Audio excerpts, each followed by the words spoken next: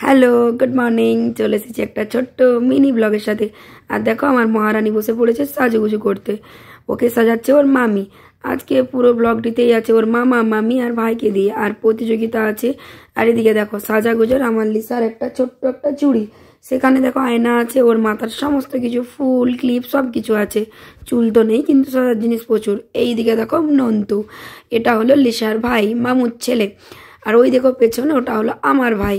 অনেক বড় হয়ে গেছে ভাই, কি বলবো, ওকে যখনই দেখি আমার সেই ছোটোবেলাকার দিনগুলো মনে পড়ে যায়।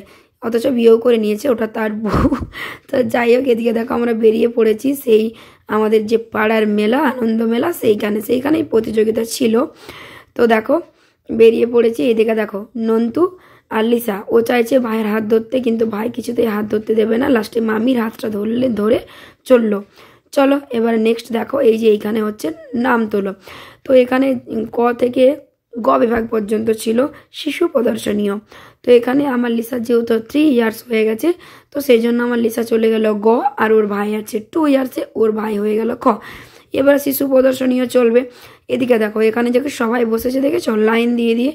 এখানে হচ্ছে অঙ্কন প্রতিযোগিতা। এখানে আছে সেই ছোট্ট ননদিনী আমার, কিন্তু খুঁজে পেলাম না। আর দেখো লাটু মহারাজ কিন্তু আগেই হাজির হয়ে আছে। অবভিয়াসলি লাটু মহারাজ প্রাইজও পেয়েছে। এই দেখো, দেখেছো লাটু মহারাজ, মুখটা দেখো। কেন জানো, ওকে ছাড়ছে না বলে। 1 নম্বরের বদমাস, ছেড়ে দিলে চারদিকে চোটায়, কোনো ব্রেক নেই, চারদিকে শুধু ছুটাতে থাকে। চলো তারপর আমরা চেয়ারে গিয়ে বসলাম। এবার এনার শিশু প্রদর্শনীয় প্রতিযোগিতা কমপ্লিট।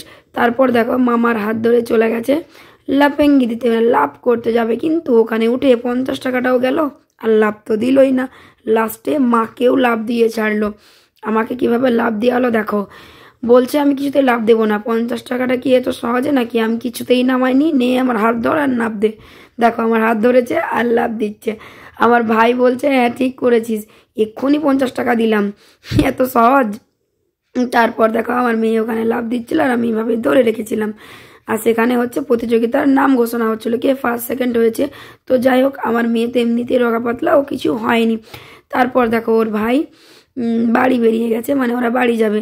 লিসা তখনও টের পায়নি। এদিকে লেবু খাওয়াতে ব্যস্ত ছিল, কমলা লেবু, দুজনেই লেবু খাচ্ছিল। এদিকে দেখো জুতোটা বাবুর পরা হয়নি, এবার সোয়েটার পরছে।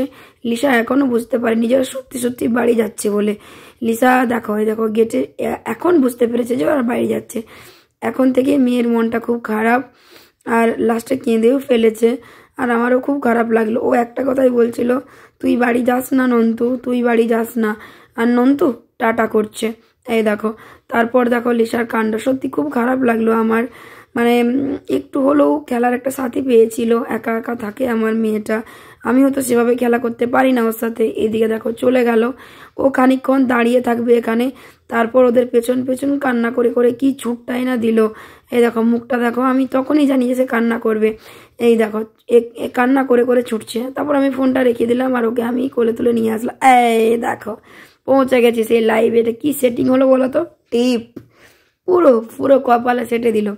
এটাই হলো আমাদের সুমিতাদি, লাভ ইউ। এটাই হলো আমাদের জঙ্গলি রানী।